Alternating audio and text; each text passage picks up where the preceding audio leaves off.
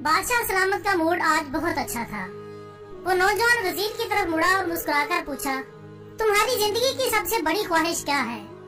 वजीर ने शर्माकर मुंह नीचे कर लिया। बादशाह ने कहकहा लगाया और बोला, तुम घबराओ मत, बस अपनी जिंदगी की सबसे बड़ी ख्वाहिश बताओ। वजीर घुटनों पर झुका और आजिज़ी से बोला, हुजूर आप दुनिया की खूबसूरत तरीन सल्तनत के मालिक हैं। मैं जब भी ये सल्तनत देखता हूँ तो मेरे दिल में ये ख्वाहिश पैदा होती है कि अगर इसका 10वां हिस्सा मेरा होता तो मैं दुनिया का खुश नसीब तरीन इंसान होता। बादशाह बोला, अगर मैं तुम्हें अपनी आधी सल्तनत दे दूं तो?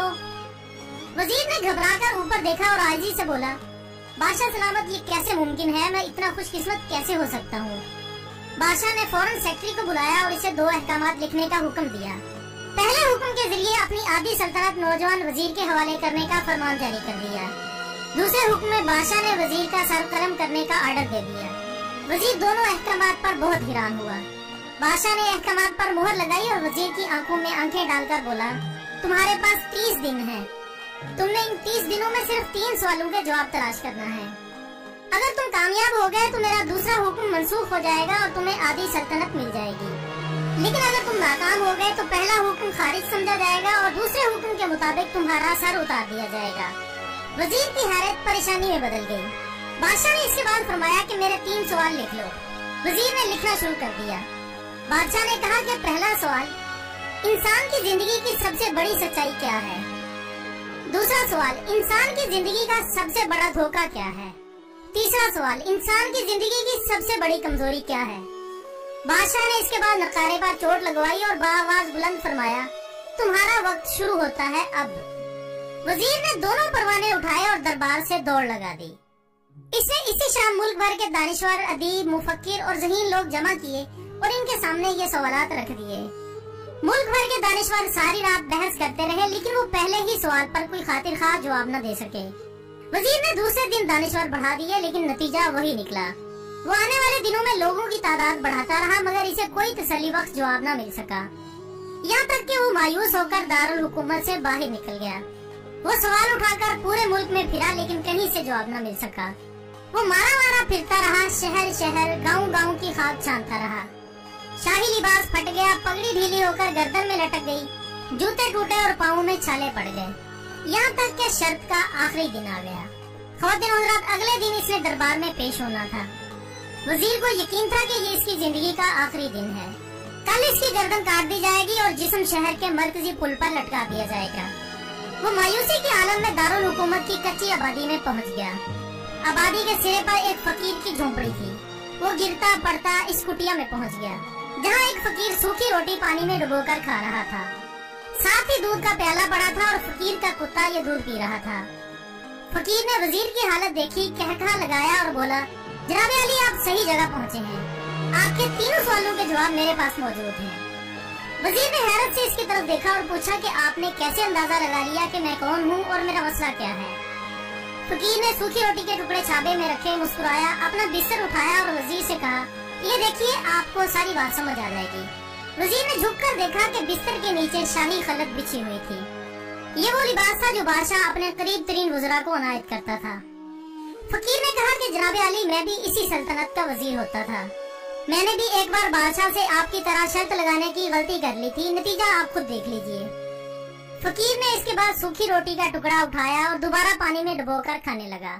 वजीर ने दुखी दिल से पूछा कि आप भी जवाब तलाश नहीं कर सके थे? फकीर ने जवाब दिया, मेरा केस आपसे बहुत मुख्तलिफ था। मैंने जवाब ढूंढकर बादशाह को बता दिए थे।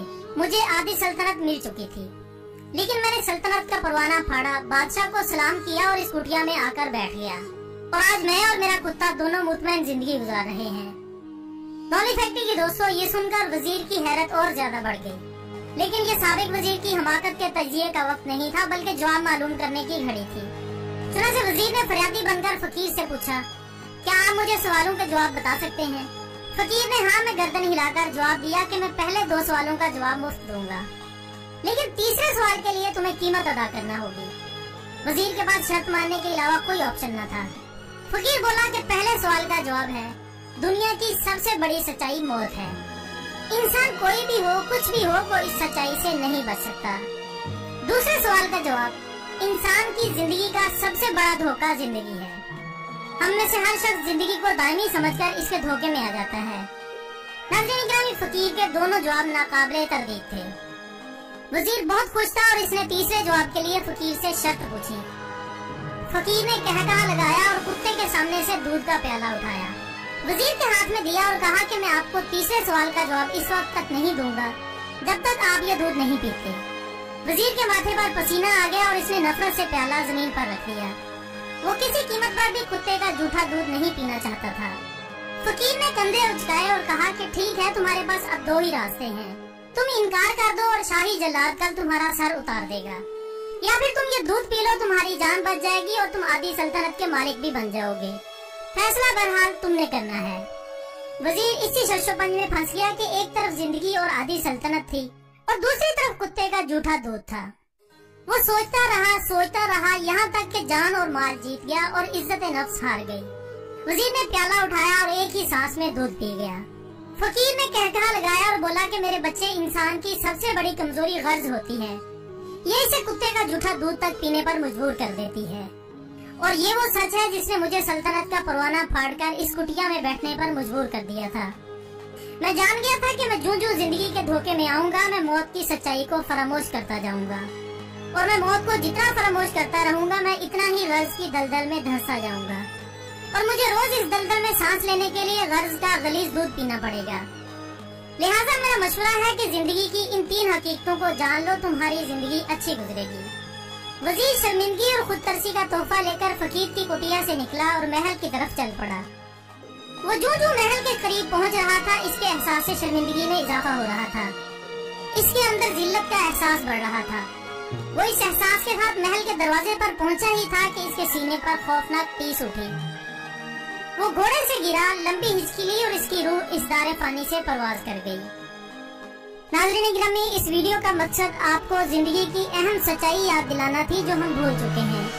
आज हम अपने नफ्स की गुलामी में मौत को भूलकर वो काम कर रहे हैं जो हमारी इखलाकियात से मुताबिकत नहीं रखते। हम अपनी इज्जत नफ्स की परवाह किए बगैर दौलत कमाने के पीछे पड़े हैं। इसमें कोई शक नहीं कि दौलत वक्त की जरूरत है, लेकिन इसमें जायज और नाजायज जराए का खुसूसी ख्याल रखना चाहिए, क्योंकि जब इंसान दौलत की हवस में पड़ जाए तो कुत्ते का जूठा दूध भी पी जाता है। अगर हम जिंदगी की ये सच्चाई अपना लें तो मेरा यकीन है कि दुनिया और आखिरत दोनों में सुरखरू होंगे। बस इसी गुजारिश के साथ आज की वीडियो का इख्तिताम होता है। वीडियो पसंद आने की सूरत में इसे ज्यादा से ज्यादा लाइक करके हमारी हौसला अफजाई करें और इसे दूसरों तक पहुंचाने में हमारा साथ दें। कल इंशाल्लाह दोबारा मुलाकात होगी, तब तक के लिए इजाजत दीजिएगा। अपना दोस्तों, रिश्तेदारों और गिरदोनवा के तमाम लोगों का बहुत ख्याल रखिएगा। अल्लाह हाफिज।